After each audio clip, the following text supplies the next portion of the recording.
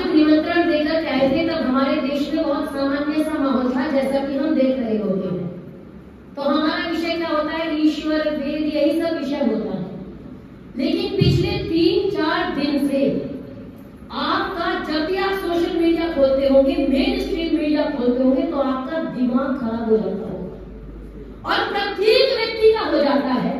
और मैं कहती हूँ जिसका नहीं होता है उसको अपना डीएनए चेक कराना चाहिए कि आपके दिल में वो भावना उमड़ क्यों रही है। जिस दिन ये घटना हुई मैं अपने घर थी और मैंने जब मीडिया में देखा, आप यकीन नहीं मानेंगे, 2 बजे की, रात के 2 बजे की जब मैं मीडिया देख रही थी, इतना क्रोध आ रहा था, ऐसा लग रहा था कि क्या कर दिया जाए। अगर हिंदुस्तान में, मैं अक्सर कहती हूँ बहुत सारे देश हैं तुम्हारे, हमारा एकमात्र एक देश है। और किनका एक देश है? जो इस धरती के सबसे पहले नागरिक हैं, जो सत्य सनातन वैदिक धर्म को मानने वाले हैं, जिनका कोई आदि नहीं, जिनका कोई अंत नहीं। हम 1400 साल पहले या 2500 साल पहले नहीं आए, हमने इस देश में, इस धरती को मां कहकर चक्रवर्ती राज्य किया है।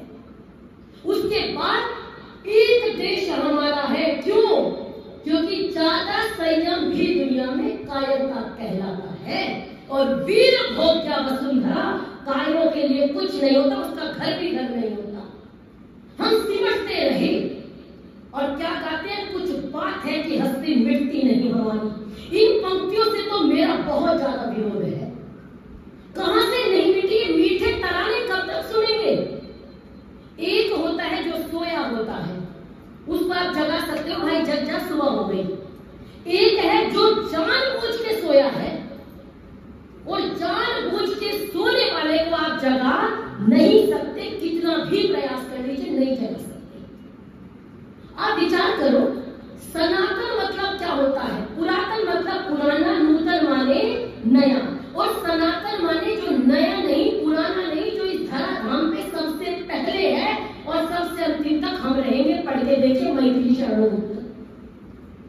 हम इस धरती के निवासी हैं और आर्य हैं, लेकिन जो व्यक्ति अपनी पहचान भूल जाता है उसका कोई अस्तित्व नहीं होता। आप विचार करो, मैं अक्सर सोचती हूँ, हम तो बहुत बड़े योद्धा थे, हम तो बहुत बड़े वीर थे, हमारी तो तलवारों में बहुत दम था, लेकिन मुझे समझ में नहीं आता कि जो 2500 साल पहले आए, जो 1400 साल पहले आए, जिनका कोई घर में ही नहीं, तलवार के बल पे चले, वो लोग आज 56-57 राष्ट्र बना गए।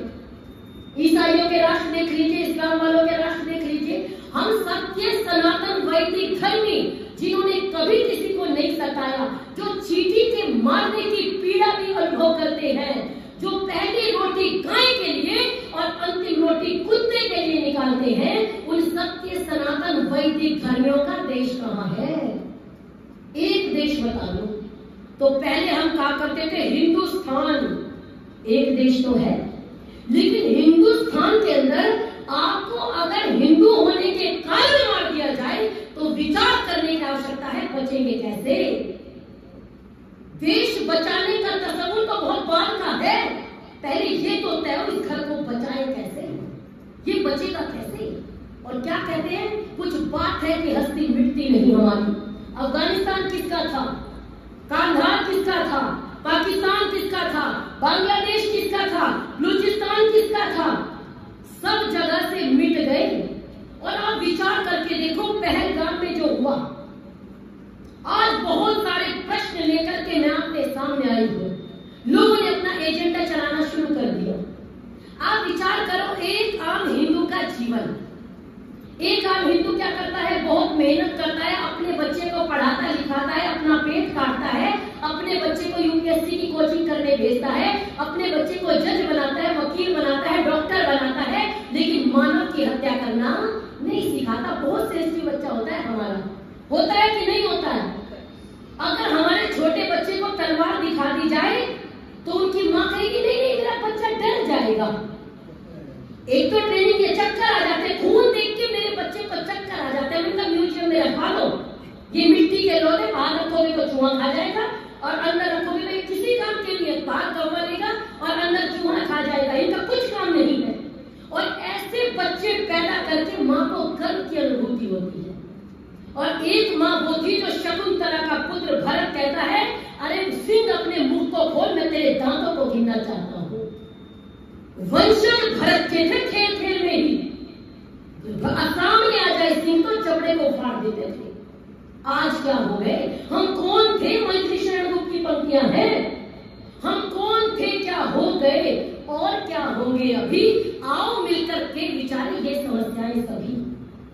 कैसे लड़ेंगे आपके मिट्टी के लोधे? एक तरफ वो बच्चा है 8 साल का जो तलवार देख करके डर जाता है, जिसको खून से चक्कर आते हैं। मेरे पास की बहुत पास की घटना है, मैं नाम नहीं बताऊंगी। 12वीं कक्षा में पढ़ रहा है वो लड़का, बहुत इंटेलिजेंट। उसके नाना जी की मृत्यु हो गई। अब जब अर्थी को लेकर के गए, सबको पीड़ा होती है। 12वीं कक्षा में पढ़ने वाला विद्यार्थी कम से कम 17-18 साल का नौजवान होगा जी।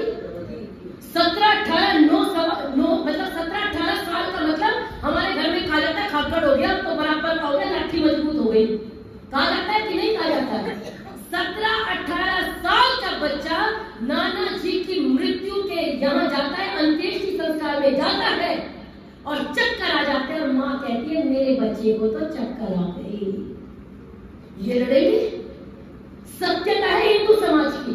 आपने एक बच्चा पैदा किया, पहली बात तो हमारे यहाँ जनसंख्या ही नहीं है। मैं आज भी कह रही थी ललिता दीदी से कि आने वाले समय में क्या लड़ेंगे? जिनके बच्चे ही नहीं है वो लड़ेंगे कैसे? पहले क्या कहा जाता था, हम दो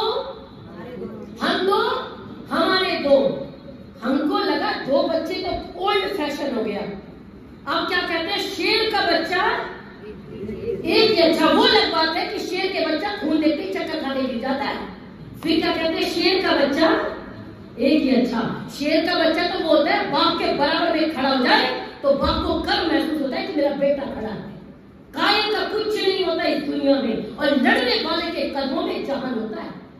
लोगों ने तलवारों के बल पे राष्ट्र बनाए और हमने डर डर के सीमित हो गए और खो दिए सारे राष्ट्र। कहां गया हमारी धरती? कश्मीर।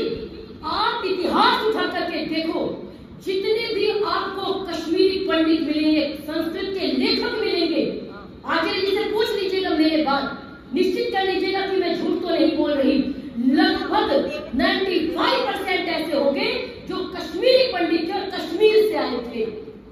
हमारे ऋषियों की धरती खून से लथपथ हो गई और हम बचा नहीं पाए। और क्या कहते हैं, कुछ बात है कि हस्ती मिटती नहीं हमारी। 26 बेटों को, आप विचार करो क्या मन करे बात करने का। खून नहीं खोलता हमारा। मांग का सिंदूर पोंछ के अगर जान बचानी पड़ जाए तो हम किस परिस्थिति में जी रहे हैं, किस भाईचारे की पीठ में जा रहे हैं।